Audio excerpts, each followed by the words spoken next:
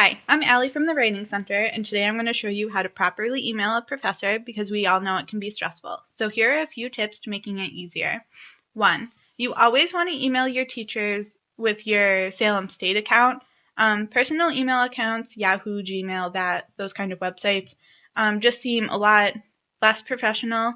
My personal email address, for example, is I-like-pie-a-lot.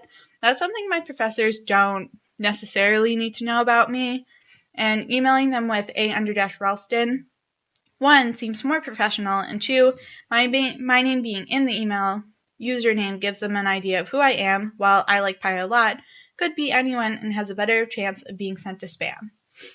2.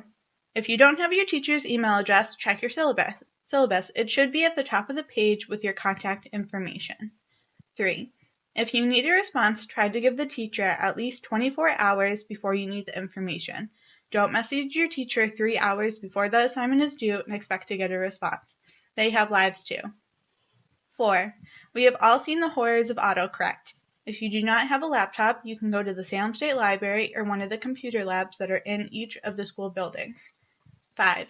In the subject bar, type, which is right here, you want to type your name so that your professor knows who you are, and why a brief 2 or 3 word description of why you're missing the class. So missed class, or whatever other reason you're emailing them, because you don't always need to email them just for missed classes. And then at the beginning of the email, you want to, again, give them another idea of who you are. So you want to always write, I am in your, and then you want to give them your class period, time, and day of your class. So altogether it should say, for example, ENL 502, and then class 140 through 305 on Wednesdays.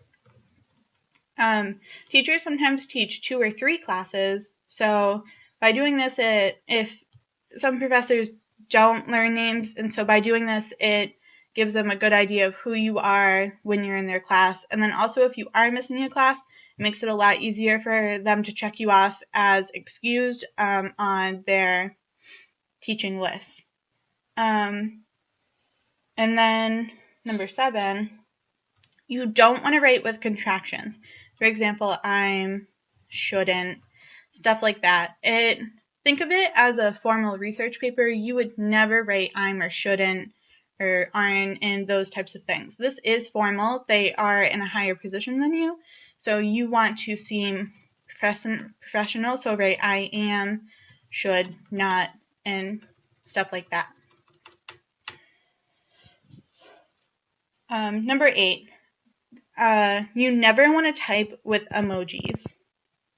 So for example, this homework was really hard, and then if you do that, it makes you seem a lot less professional. Emojis are for friends. They are not for teachers. This seems a lot more professional and honestly less whiny, and they're more likely to help you. Number 9. Make sure you always double check your spelling and grammar before you hit send. This goes along with the idea of using contractions or emojis. You are sending a formal email to someone in a higher position than yourself. You need to seem professional no matter how laid back the teacher seems in class.